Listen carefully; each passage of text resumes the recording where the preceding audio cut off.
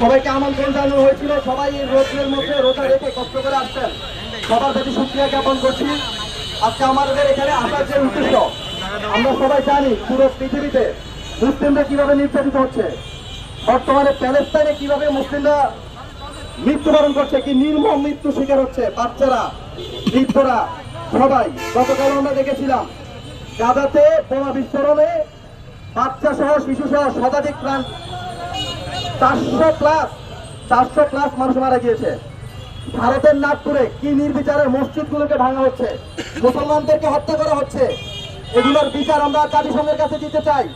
জাতিসংঘ আমাদের জবাবদিহিতা করবে। কেন পুরো বিশ্বে মুসলমানদেরকে জঙ্গি বানানো হচ্ছে কিন্তু মৃত্যুবরণ করছে মুসলমানরা?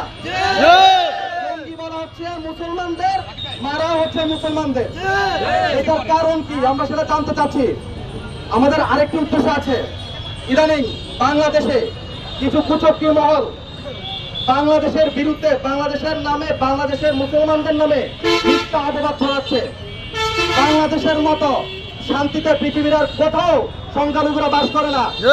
একমাত্র বাংলাদেশ এমন একটি জায়গা, বাংলাদেশের মানুষ এতটা শান্তিপ্রিয় যাদের অন্তর সাথে সম্পৃক্ত হচ্ছে অন্য ধর্মের মানুষরা।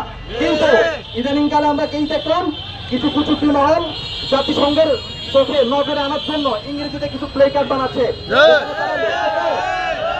তারা লিখতেছে তারা এই দেশে নাকি সেফ না, তারা নাকি এই দেশে বাঁচার অধিকার আছে। তার মানে কি মুসলমানরা আমরা তাদের এখানে বাঁচতে দিচ্ছি না, এটা তারা জাতিসংঘের নজরে আনতে চেয়েছে। আমরা এদের এই ষড়যন্ত্র একত্র হয়ে, আমি শুধু মুসলমানদের কথা বলবো না, এদেশে যারা অন্য ধর্মের আছে, হিন্দু, বৌদ্ধ, খ্রিস্টান, আমার মনে হয় সবাই এরকম না। আমরা দেশের বিরুদ্ধে মিথ্যাচার প্রচার করা, সেটা হচ্ছে দেশদ্রোহিতা শামিল। কিন্তু রাজাকার বলা হয়। 1971 সালে পাকিস্তানদের কিন্তু আমরা রাজাকার বলছি না। এই দেশীয় যারা আমাদের দেশের বিরুদ্ধে কাজ করছে তারা হচ্ছে রাজাকার। এই দেশে অনেক রাজাকার আছে। আমার বক্তব্য হচ্ছে যারা রাজাকার, যারা এই দেশের জন্য, মাতৃভূমির জন্য যাদের ভালোবাসা নাই, যাদের অন্য দেশের প্রতি টান, সেটা যে দেশই হোক, তারা সেই দেশে চলে যান।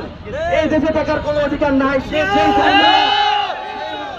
হোক মুসলিম, সে হোক হিন্দু, বৌদ্ধ, খ্রিস্টান, যদি এই দেশের প্রতি আপনার ভালোবাসা না থাকে, টিকিটের টাকা দিয়ে দিব, এই দেশ থেকে চলে যান। তবু এই দেশের বিরুদ্ধে মিথ্যাচার করবেন না, এই দেশের বিরুদ্ধে কোনো ষড়যন্ত্র চলবে না।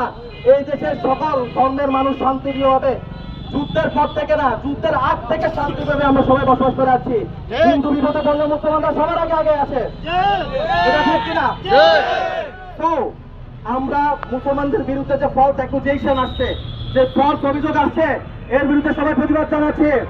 ফিলিস্তিনের মুসলমান হত্যার প্রতিবাদ জানাচ্ছি, ভারতের নির্বিচারে মুসলমান হত্যার প্রতিবাদ জানাচ্ছি। আমরা আজকে শান্তিপ্রিয়ভাবে কোনো উচ্ছৃঙ্খল স্লোগান দিব না, শান্তিপ্রিয় স্লোগানের মাধ্যমে আমরা আমাদের এই মানববন্ধন শেষ করব। আমার জানা মতো এখানে কিছু অন্য ধর্মের লোক আছেন, যেটা আমাদের রায়পুরের জন্য একটা পজিটিভ সাইন, পজিটিভ দিক। আমি সবার কাছে আবেদন জানাবো, আপনারা শো অফ করবেন না, আপনারা অন্তর থেকে আমাদের এই মানববন্ধনকে সাপোর্ট করবেন।